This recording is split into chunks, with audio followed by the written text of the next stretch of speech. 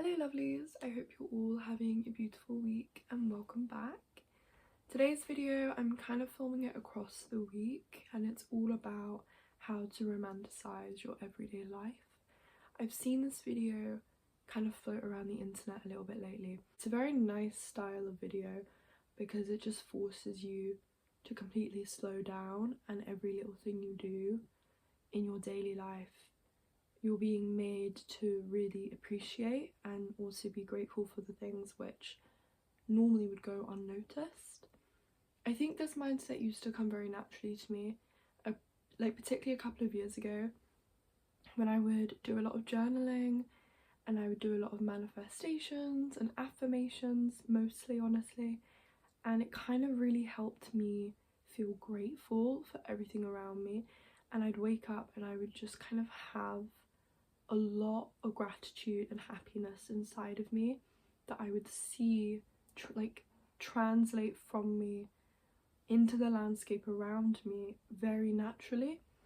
And as I got out of the habit of journaling every day, I kind of lost that habitual mindset, and I'm hoping that this video can sort of give me the initiative to start that up again. Part of me feels like you shouldn't force something like that, and if right now I don't want to journal every day and kind of meditate over my affirmations, that's okay. But another part of me very much feels like it's so integral to a lot of existential happiness that we can feel. Something I've noticed about all of these videos, the habits which people are trying to implement in order to romanticize their life are all kind of methods of escapism from modernity. So for example, one of the main ones is not going on your phone and like not going on social media, and all kind of tips on how to romanticize your life focus on things like reading or going on a walk or having a candlelit bath, and these very ritualistic, slow-paced acts of self-gratification for sure that help us escape the mainstream current of life. Reading 5 pages, going on a walk, taking a bath, painting your nails, like we've all heard that before. All of those tips have been recycled and reused and rebranded over and over again by the media, whether it's like clean girl aesthetic or like 5 a.m. morning routines, hyperproductive school student routine, whatever it may be. Those tips have been on social media completely laden with hyperproductivity for years. Since noticing that reoccurring feature in all of these videos, I haven't actually really researched on Google ways to romanticize life. That's kind of what's helping me lead this video. I hope it makes sense to you guys. To me, using that as the building blocks to romanticizing my life makes so much sense in my brain. The first thing I'm going to do today is actually write a letter to my friend. It's going to feel really good when she receives the letter because it's going to have travelled so far for so long. And you know, what I want to tell her in the letter, I could just text her and it will be there, like, you know? But we're not going to do that. Instead, we're going to do it the old-fashioned way.